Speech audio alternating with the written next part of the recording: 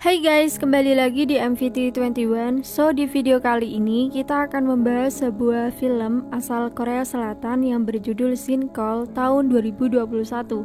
Film ini bercerita tentang jatuhnya sebuah bangunan apartemen ke dalam lubang besar sedalam 500 meter dari permukaan tanah. Beberapa orang yang terjebak di dalam bangunan itu kemudian melakukan segala cara agar bisa bertahan sambil menunggu bantuan.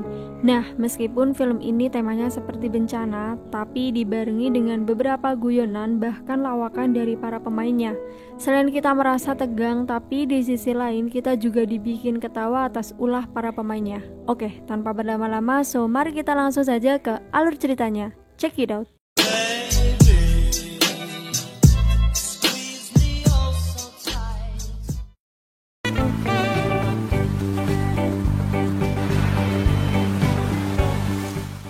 Film diawali dengan diperlihatkan sebuah keluarga bahagia yang baru saja pindah ke sebuah apartemen setelah menabung selama belasan tahun. Park Dong Woon dan keluarganya akhirnya bisa membeli sebuah unit apartemen yang layak untuk mereka.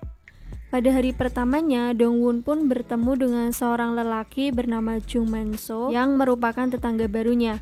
Namun sayangnya hubungan mereka sepertinya kurang baik karena Meng So bersikap sangat aneh dan menyebalkan.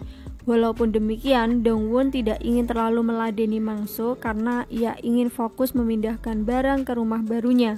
Selain Mang So dan Dong Woon, apartemen itu juga ditinggali oleh beberapa keluarga, di antaranya adalah Bibi Mina dan suaminya Myung dan putranya yang bernama Sung Hoon serta Min Jun yang tinggal bersama ibunya yang sudah tua.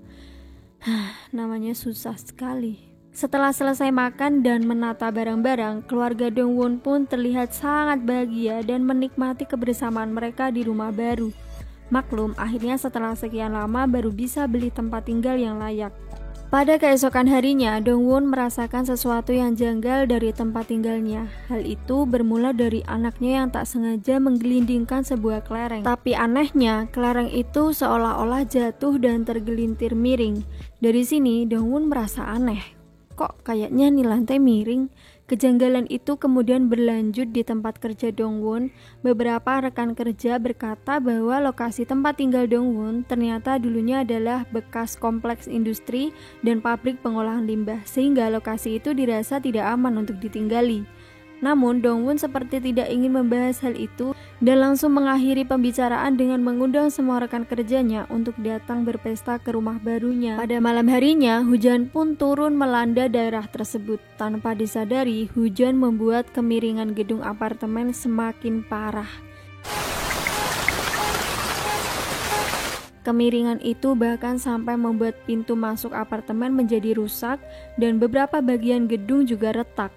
Setelah melihat hal itu, Dong Woon pun mengajak para penghuni apartemen untuk melakukan pertemuan darurat guna membahas kerusakan tersebut. Tak disangka, para penghuni lainnya juga ternyata sudah mengetahui hal itu, namun terkesan tidak peduli dan menganggap hal itu hanyalah masalah sepele. Bahkan, Mina berkata jika masalah itu dibesar-besarkan, maka nilai jual apartemen mereka akan turun dan menyebabkan kerugian besar. Alhasil, pertemuan itu pun hanyalah sia-sia dan tidak menemukan titik terang sama sekali. Setelah pertemuan itu, Man So pun kembali ke rumahnya untuk makan malam bersama dengan putranya yang bernama Sung Tae. Mereka hanya tinggal berdua, namun hubungan mereka terlihat tidak harmonis selayaknya keluarga pada umumnya. Sung Tae lebih banyak menghabiskan waktunya sendiri dan tidak suka jika ayahnya terlalu ikut campur dengan urusannya. Pada keesokan harinya, Dong Woon pun mengundang beberapa rekan kerjanya untuk berpesta di rumah barunya. Para rekan kerjanya terlihat terkesima dengan pemandangan indah dari rumah Dong Woon yang terlihat sangat indah. Malam panjang itu dihabiskan dengan bersenang-senang sambil minum bersama. Karena rekan kerjanya terlihat mabuk, jadi Dong Woon pun menelpon seorang supir bayaran untuk mengantar mereka pulang. Tak disangka, sopir bayaran yang Dong Woon telepon ternyata adalah Man So. Man So kemudian menjabarkan biaya yang harus dibayar untuk menyewanya sebagai supir. Namun karena biayanya ternyata cukup mahal, jadi Dong Woon pun menyarankan kepada Eun Jo dan Sung Hyun untuk menginap di rumahnya. 와, 형님 진짜 똑똑하시다. 어? Singkat cerita, keesokan harinya Dongwon, Sunghyun, dan Eunjo terlihat masih tertidur karena lelah berpesta sampai larut malam. Istri Dongwon dan anaknya yang baru kembali dari pasar kemudian berpapasan dengan Mina dan suami yang akan pergi ke tempat pemandian karena aliran air di apartemen sedang bermasalah. Melihat belanjaan ibunya yang cukup banyak, anak Dongwon yang bernama Suchan menawarkan diri mengambil troli untuk membantu ibunya. Setelah kembali mengambil troli, Suchan pun berpapasan dengan Mansu di basement apartemen. Dia yang hendak menghampiri ibunya tiba-tiba berhenti karena kelerengnya yang jatuh dan menggelinding ke bawah mobil. Di waktu yang sama pula, Sunghyun ternyata sudah bangun dan langsung buru-buru pergi karena ada janji dengan kliennya. Namun karena sopir taksi yang ia pesan masih sibuk menelpon, jadi ia pun menunggu di dalam taksi sendirian. Sementara itu, Manso terlihat sedang berada di rooftop untuk memeriksa aliran air yang macet. Ia pun kemudian bertanya kepada bapak-bapak dari gedung seberang alias tetangganya mengenai keadaan aliran air di apartemennya. Tak lama kemudian, gedung apartemen itu pun tiba-tiba bergoncang dengan cukup keras dan membuat bagian-bagian gedung menjadi retak dan rusak.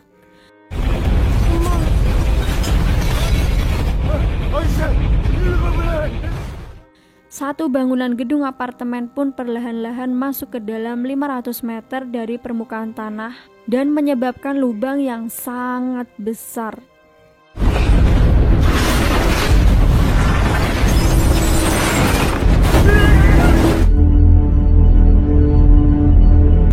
Dongwon, Manso, Eunjo, dan bahkan Sunghyun yang masih di dalam taksi pun terperangkap di sana. Dongwon sangat kaget melihat Sunghyun yang masih berada di dalam taksi dan kemudian berusaha untuk menyelamatkannya. Sementara itu, kejadian mengejutkan itu pun langsung menyita perhatian publik, tim SAR, polisi, dan lain sebagainya.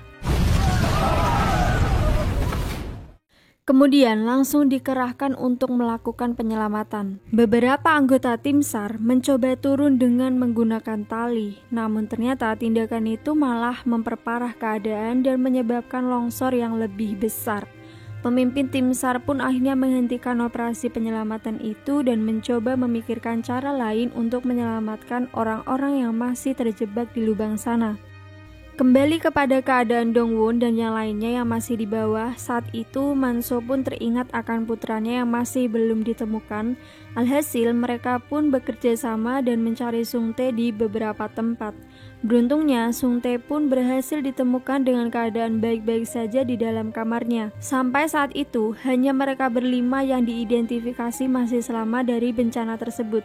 Manso meyakini bahwa saat bencana itu terjadi, apartemen memang sedang dalam keadaan sepi, mengingat tadi pagi ia sempat memeriksa beberapa unit untuk mengecek aliran air mereka. Kemudian Dongwon pun khawatir kepada istri dan anaknya yang juga masih belum ditemukan, namun ia bisa sedikit lega karena dari sepengetahuannya istri dan anaknya tadi pagi keluar berbelanja ke pasar. Hal itu juga diperkuat dengan kesaksian Manso yang melihat Suchan keluar dari apartemen sambil membawa troli. Setelah itu, Sungtae pun menginstruksikan kepada mereka semua untuk bekerja sama dan mempersiapkan beberapa hal yang mereka perlukan agar bisa bertahan hidup.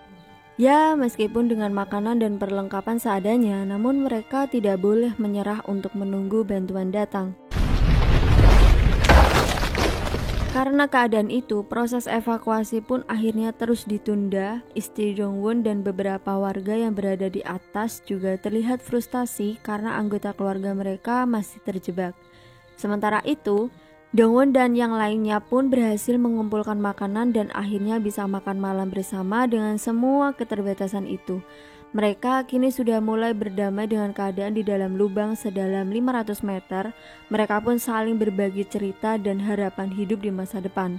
Sunghyun terlihat murung karena berpikir bahwa ia dan yang lainnya mungkin akan mati dan tidak akan bisa mewujudkan impian mereka. Namun percakapan itu justru membuat mereka menjadi lebih akrab dan lebih dekat satu sama lain.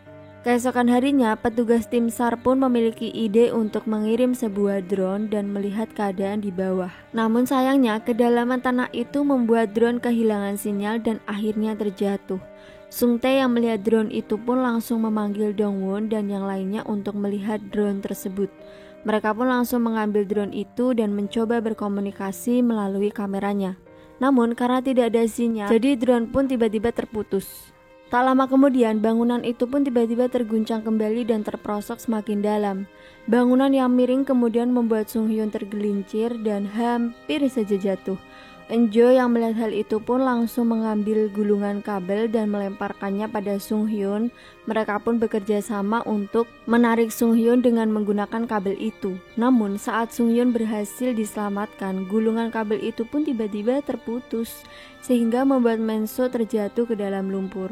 Sung Tae yang melihat hal itu langsung melompat dan menyusul ayahnya. Keadaan itu pun semakin parah dengan tubuh mereka berdua yang perlahan-lahan masuk ke dalam lumpur. Apa gitu?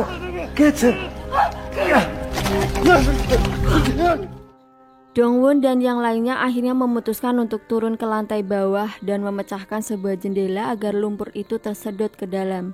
Ternyata rencana ini berhasil menyelamatkan nyawa Munsu dan juga anaknya. Setelah itu mereka semua pun kembali ke atap gedung dan melihat bahwa drone dari tim SAR kembali mendapatkan sinyal. Dari drone itu, tim SAR pun bisa melihat bahwa ada 5 orang yang berhasil selamat. Di antaranya adalah Dongwon, Manso, Sung Hyun, Enjo, dan juga Sung Tae. Sementara sisanya belum bisa diidentifikasi. Para warga yang berada di atas pun sangat terpukul karena tidak bisa melihat anggota keluarga mereka. Sedangkan istri Dongwon masih khawatir karena ia tak melihat anaknya di antara mereka. Pada keesokan harinya, tim SAR pun masih berjaga di sekitar gedung. Kali ini tim SAR harus mempercepat evakuasi karena cuaca yang semakin buruk. Curah hujan yang deras dikhawatirkan akan menyebabkan longsor susulan yang akan memperparah keadaan di bawah. Pada malam harinya, tim SAR mengirimkan bantuan kepada mereka berupa makanan, telepon, satelit, dan juga alat-alat bertahan hidup lainnya seperti senter, baju, dan segala macam. Dengan menggunakan telepon satelit itu, istri Dongwon pun berkata pada suaminya bahwa anak mereka juga berada di bawah dan terjebak di sana. Hal itu pun membuat Dongwon sangat terkejut sekaligus khawatir. Tanpa pikir panjang, ia pun langsung bergegas pergi mencari anaknya di dalam gedung dan kemudian memutuskan untuk pergi ke basement dengan menggunakan sebuah tali yang akan ditarik oleh Manso dan yang lainnya. Tak lama kemudian, hujan deras pun akhirnya datang. Hujan deras itu membuat tanah di sekitar lubang menjadi longsor, bahkan menyebabkan sebuah apartemen di sebelahnya juga terjatuh ke dalam lubang. Hal itu tentu memperparah keadaan dan menyebabkan guncangan dahsyat di dalamnya.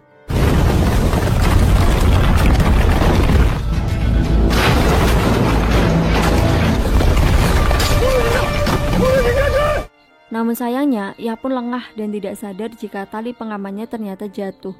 Hal itu pun membuat Manso dan yang lainnya merasa sangat bersalah, lalu berpikir bahwa Dongwon tak mungkin selamat. Beruntungnya, tekad kuat Dongwon berhasil menyelamatkan dirinya dari lift yang terjatuh. Kemudian ia pun berkeliling di basement sambil memanggil nama anaknya. Dengan usahanya itu pun ia berhasil menemukan anaknya yang terjebak di antara reruntuhan. Di sana, Dongwon juga menemukan 3 orang lainnya yang sama-sama terjebak. Mereka adalah Sung Hoon, Min Jun, dan ibunya yang sudah tua. Ibu Min Jun berkata bahwa Sung Hoon dan Min Jun sudah lama terluka dan tak kunjung sadar. Ia seperti menolak kenyataan bahwa Sung Hoon dan anaknya telah meninggal dunia. Oleh sebab itu, Dongwon pun mengajak si ibu tersebut untuk pergi ke atas dan meninggalkan 2 anak itu karena ia juga melihat bahwa keadaan air di sana sudah mulai naik. Namun, ibu Min Jun malah menolak karena ia lebih memilih untuk mati di sana bersama anaknya. Dengan berat hati, Dongwon pun memutuskan untuk pergi menyelamatkan diri bersama putranya. Kemudian mereka pun akhirnya berpisah. Perjalanan menuju rooftop juga bukan sesuatu yang mudah. Reruntuhan-reruntuhan gedung terasa lebih licin karena derasnya air hujan, namun Dongwon tak pantang menyerah karena ia ingin menyelamatkan nyawa putranya.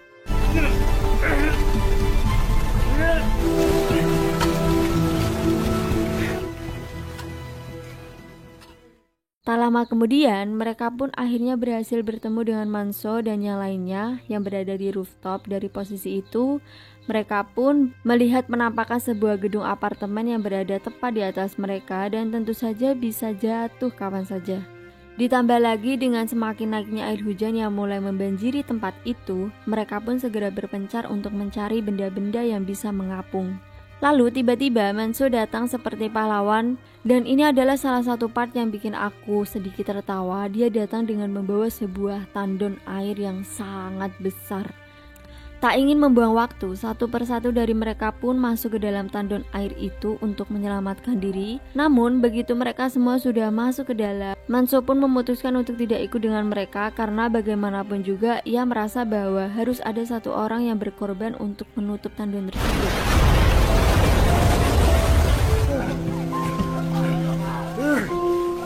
Hingga tak lama kemudian, bangunan apartemen yang berada di atas mereka pun tiba-tiba terjatuh.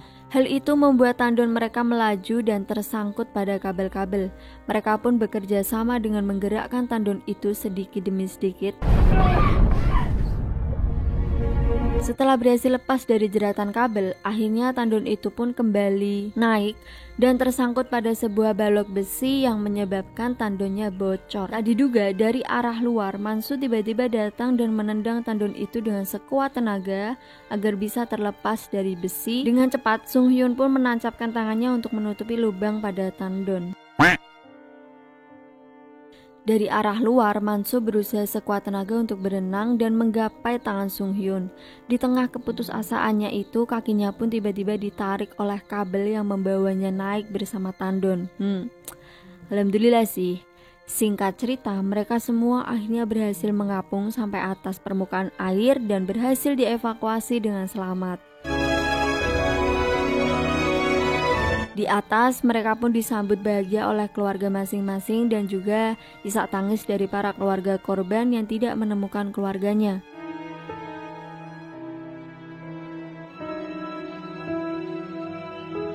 Film pun diakhiri dengan kehidupan normal Dongwon dan yang lainnya. Tak disangka bencana yang mereka hadapi sebelumnya juga memberikan banyak pelajaran untuk mereka, terutama bagaimana menghargai waktu bersama keluarga dan kerabat. Pada akhirnya, keluarga adalah tempat yang hangat untuk pulang. Anyway, film pun tamat.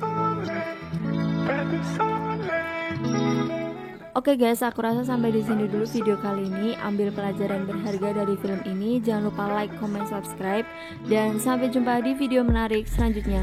Bye bye.